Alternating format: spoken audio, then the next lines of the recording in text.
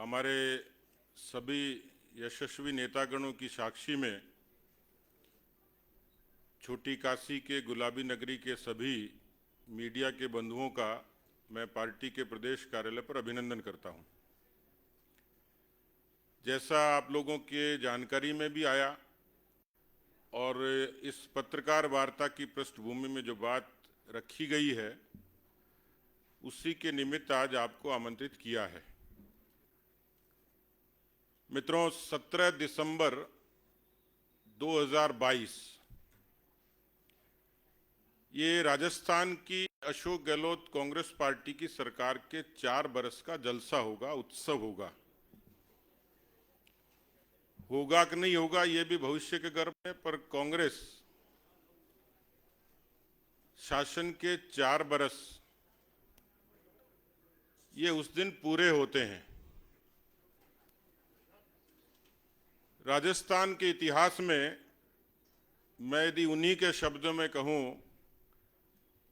तो ऐसी नकारा, निकम्मी, अकर्मण्य, भ्रष्ट और अराजक सरकार न केवल मैंने, न केवल मंच पर बैठे हुए नेताओं ने, वरन राजस्थान की आवाम ने भी कभी नहीं देखा। और उसकी बानगी रोज किसी न किसी घटना के रूप में प्रतिबिंबित होती है। कैसा अजीब दृश्य होता होगा जब श्वान किसी नवजात के शव को नोचते होंगे अस्पताल में। क्या विडंबना होगी कि दुनिया के सबसे मशहूर पर्यटक स्थलों में से एक, जहां विश्व का हर तीसरा पर्यटक पैर रखता है, वहां कोई अबला रोटी मांगती हो और उसकी अस्मत लूट ली जाती हो। क्या दृश्य होगा कि जिस राजस्थान की साख और धाक शांति के रूप में थी, उस राजस्थान की वानगी यह है कि न तो अस्पताल में सुरक्षित, न घर में सुरक्षित, न सड़क पर, न स्कूल में। मैं कितनी घटनाएं आपको गिनाऊं। और मित्रों, किसी भी देश और प्रदेश की प्रगति का कारक जो होता है वो कानून व्यवस्था होती है। 8.5 लाख से भी ज्यादा दर्ज मुकदमे ये राजस्थान की सरकार की शांति और कानून व्यवस्था को सीधे सीधे इंगित करते हैं।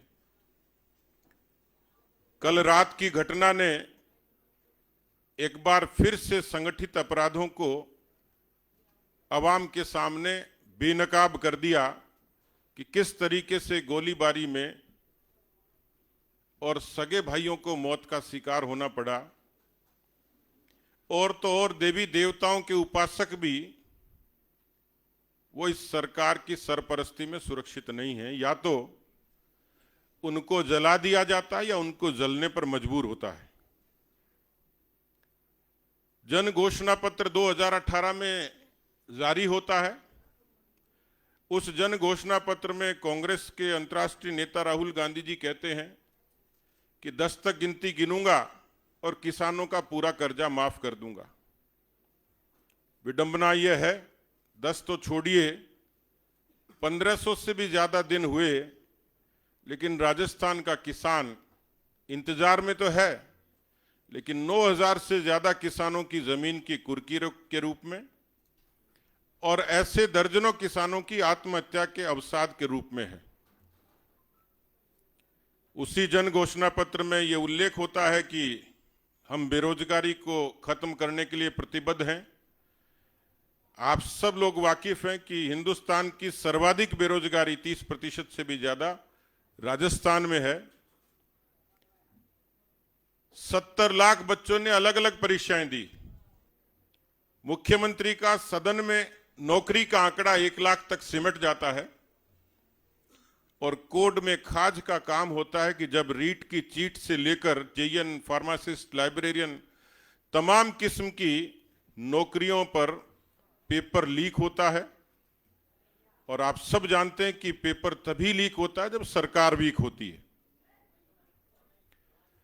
जीरो टॉलरेंस की बात करने वाली सरकार, उसकी वानगी यह है कि हर 12 किलोमीटर का आंकड़ा है कि 12 किलोमीटर पर कदम रखेंगे तो कोई न कोई अधिकारी और कोई न कोई कर्मचारी ट्रैप होता हुआ मिल जाएगा इस जीरो टॉलरेंस वाली सरकार में।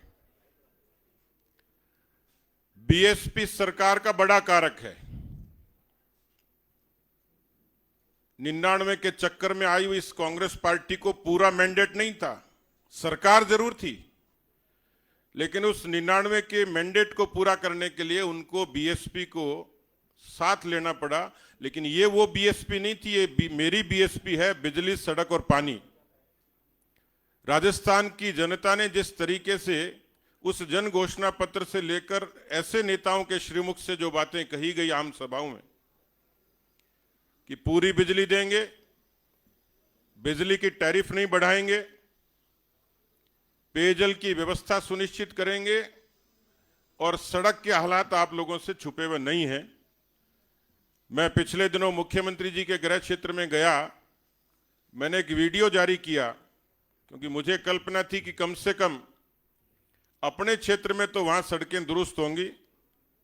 ये हो सकता है कि दूसरे विधानसभा क्षेत्रों में नहीं होती हों, राजनीतिक रूप से भेदभाव करते हों, कि शायद मेरे क्षेत्र की सड़कें तो शायद नहीं बनाएंगे, पर मुझे लगा कि मुख्यमंत्री कहीं न कहीं तो निरपेक्ष है कि इस मामले में सब बराबर हैं कि इस चीज की डिमांड सत्ता पक्ष के लोग भी सड़कों के उस डेवलपमेंट के लिए, खड्डे भरने के लिए करते हैं। खड्डे इतने थे कि पता नहीं लग रहा था कि सड़क में खड्डा, खड्डे में सड़क है। इतने खड्डे थे जितने कांग्रेस पार्टी की सरकार में है। मित्रों, 4 बरस में अस्पतालों की दशा, स्कूलों की दशा, ये आप लोगों से छुपी हुई नहीं है। 2 बरस इस 4 सालों के कालखंड में कोरोना में बीते और कोरोना में जिस तरीके की लापरवाही राजस्थान में हुई, ये तो शुक्र है देश के यशस्वी प्रधानमंत्री नरेंद्र मोदी जी ने राजस्थान के लोगों को बिना किसी राजनीतिक भेदभाव के वैक्सीन मुहैया करवाई, संसाधन दिए, वरना राजस्थान की सरकार ने तो यहां की आवाम को ईश्वर के भरोसे छोड़ दिया था। कितनी अनियमितताएं थी, आपकी कलम खुद लिखती थी। और पिछले 2 वर्षों का राजस्थान के हर हिस्से में कहीं न कहीं किसी न किसी बात को लेकर लगातार भारतीय जनता पार्टी, चाहे बिजली के बिल हो, चाहे कानून व्यवस्था हो, चाहे रीट की चीट हो, इस पर हमारे सभी मोर्चों ने, पार्टी के सभी जनप्रतिनिधियों ने किसी न किसी रूप से आंदोलन का आगाज रखा। और आज मैं इस महत्वपूर्ण अभियान की जानकारी के लिए आप लोगों को आमंत्रित किया है। उस जनाक्रोश अभियान की ये पहली शुरुआत इस पत्रकार वार्ता के माध्यम से है। आगामी 28 तारीख को इसी तरीके से जिला केंद्रों पर पत्रकार वार्ताएं पार्टी के प्रमुख नेता करेंगे। 1 दिसंबर को इस जनाक्रोश अभियान का, इस जनाक्रोश यात्रा का आरंभ देश के हमारे पार्टी के राष्ट्रीय अध्यक्ष श्रीमान जेपी नड्डा जी 51 रथों की रवानगी से करेंगे। पूरे प्रदेश में 200 विधानसभा क्षेत्रों तक ये रथ जाएंगे। 1 तारीख से लेकर और 14 दिसंबर तक, 1 को प्रदेश से रवानगी होगी, 2 को जिलों से होगी और 3 और 4 तारीख को विधानसभा क्षेत्रों में इन रथों का आगाज होगा। 4 तारीख से 14 तारीख तक 200 विधानसभा क्षेत्रों में ये रथ वहां गांव-गांव, गली-गली, नगर-नगर और डगर-डगर जाएंगे।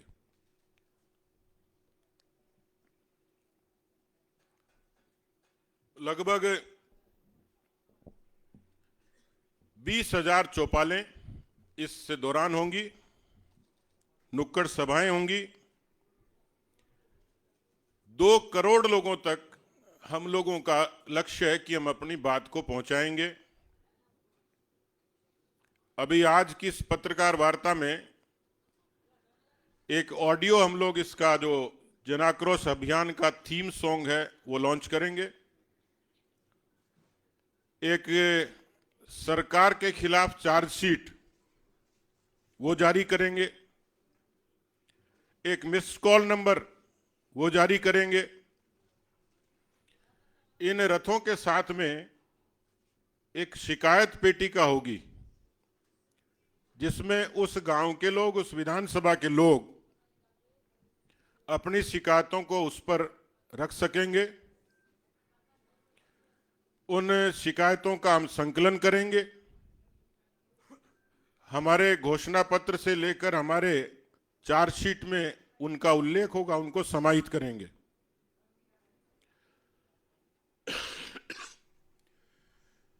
चौदह के बाद में 14 से लेकर 20 दिसंबर तक सभी 200 विधानसभा क्षेत्रों में जन आक्रोश सभाएं होंगी। एक बड़ी संख्या उसमें जुटेगी। लगभग एवरेज औसत 5000 एक विधानसभा क्षेत्र में आम लोग उसमें शिरकत करेंगे। मंच पर विराजे और पार्टी के प्रदेश के तमाम ऐसे प्रमुख जनप्रतिनिधि ये उन जन आक्रोश सभाओं में शिरकत करेंगे, संबोधित करेंगे। मित्रों, मुझे लगता है कि राजस्थान में जिस तरीके की जन चर्चाएं चलती हैं, सरकारें पहले भी आई हैं। राजस्थान के जनमानस ने अनेक अवसरों पर अनेक फैसले किए हैं। 90 के दशक के बाद राजस्थान में एक धारणा चलती है कि सरकार बदलती है परसेप्शन से, जनधारणा से। एक दूसरा कारक बताते हैं एंटी इनकम्बेंसी का, जन विरोध का। लेकिन मैं ये मानता हूं कि इस बार इस सरकार के खिलाफ केवल एंटी इनकम्बेंसी नहीं है, एक जबरदस्त रेजेंटमेंट है, जन आक्रोश है। ये भी सब जानते हैं कि देश की, केंद्र की प्रधानमंत्री जी मोदी जी के नेतृत्व की सरकार ने राजस्थान के बुनियादी विकास को ताकत दी है। मुझे सुखद आश्चर्य हुआ कि पिछले दिनों जब रेल मंत्री जी आए, उन्होंने इसका उल्लेख आपके समक्ष किया था कि अकेले 56,000 करोड़ का निवेश, 56,000 करोड़ के विकास के काम रेलवे के डेवलपमेंट के लिए राजस्थान में हुए हैं। अनेकों ऐसी योजनाएं, उज्ज्वला से लेकर, आवास से लेकर, भारतमाला से लेकर, प्रधानमंत्री ग्राम सड़क योजना से लेकर, जल जीवन मिशन से लेकर, ये दिगर बात है कि सेंटर स्पॉन्सर्ड स्कीम्स के प्रति राजस्थान की सरकार का ज्यादा मोह नहीं है और उसने उन लाभों से यहां की जनता को, अधिकांश जनता को वंचित भी रखा, उस पर राजनीति भी की, सियासत भी की। लेकिन मित्रों, मोदी जी का नाम और काम ये राजस्थान के अवाम पर, मन मस्तिष्क में ये छप चुका है। Anti incumbency, resentment, perception, Modi ji का नाम और काम, ये तो कारण है ही, लेकिन एक बड़ा कारण होगा सत्ता के बदलाव का, वो भारतीय जनता पार्टी के कार्यकर्ताओं का परिश्रम और पसीना। राजस्थान में 52,000 बूथ हैं मित्रों, और 52,000 बूथ पर आमतौर पर जब चुनाव होते थे तो उन चुनाव में ये मोटे तौर पर प्रक्रिया होती थी कि बूथ के जो व्यक्ति होते थे, प्रमुख व्यक्ति को वोटर लिस्ट दी जाती थी, पर्चियां दी जाती थी और उसको आग्रह किया जाता था कि कल आपको अपने पोलिंग बूथ पर वोट डलवाने। माननीय अमित शाह जी के राष्ट्रीय अध्यक्ष बनने के बाद, उससे पहले माननीय नितिन गडकरी जी ने राष्ट्रीय अध्यक्ष के रूप में पार्टी को एक रचनात्मक शक्ल दी। माननीय अमित शाह जी ने पार्टी को बूथ तक पहुंचाने में बड़ा योगदान दिया और माननीय जेपी नड्डा जी के नेतृत्व में आज पार्टी के बूथ, शक्ति केंद्र और मंडल की इकाइयां ये पूरे तरीके से समर्पित होकर मिशन 2023 के लिए लगी हुई हैं। लेकिन मैं पार्टी के कार्यकर्ताओं के परिश्रम के भरोसे कह सकता हूं कि 2023 में कांग्रेस पार्टी के खात्मे से, कांग्रेस पार्टी के मुक्ति से, कांग्रेस पार्टी के सत्ता से बाहर होने का अनेकों कारण होंगे, लेकिन एक बड़ा कारण बनेगा राजस्थान की भारतीय जनता पार्टी की जन आक्रोश यात्रा। इस यात्रा के जरिए हम लोगों की कोशिश है कि सरकार के खिलाफ सदन में हमारे दोनों ही नेताओं ने, माननीय गुलाब चंद कटारिया जी और राजेंद्र राठौड़ जी ने, अनेक ऐसे अवसर थे जब सरकार को सदन से भागना पड़ा, और इसी तर्ज पर सड़क पर भी हमारे सभी मोर्चों ने अनेक अवसरों पर इस सरकार से लोहा लेने का काम किया। राजस्थान की जनता की डिमांड है, राजस्थान की जनता बदलाव चाहती है, राजस्थान की जनता कांग्रेस पार्टी के कुशासन से, जंगल राज से, भ्रष्टाचार से आजी जा चुकी है, और यही एक ऐसा अवसर है जब भारतीय जनता पार्टी ने इस जन आक्रोश को मुखरता देने के लिए इन जन आक्रोश यात्रा का ये आयोजन किया है। हमारे प्रदेश प्रभारी माननीय अरुण सिंह जी के निर्देशन में इस पूरी यात्रा की विस्तृत चर्चा सभी नेताओं की मौजूदगी में प्रदेश की कार्य समिति में हुई है। जैसा मैंने कहा कि आज उसके थीम सॉन्ग की भी लॉन्चिंग होगी, वेबसाइट की लॉन्चिंग होगी, मिस्ड कॉल नंबर 1 जारी करेंगे जिस पर अपनी शिकायत हम तक कोई भी शिकायतकर्ता पहुंचा सकता है। तो आज आप सब लोगों को ये जानकारी के लिए यहाँ आमंत्रित किया था, आप सब लोग पधारे, इसके लिए मैं प्रदेश भारतीय जनता पार्टी परिवार की ओर से आप सब लोगों का अभिनंदन करता हूं, स्वागत करता हूं। धन्यवाद। मैं इस पूरे जन आक्रोश यात्रा के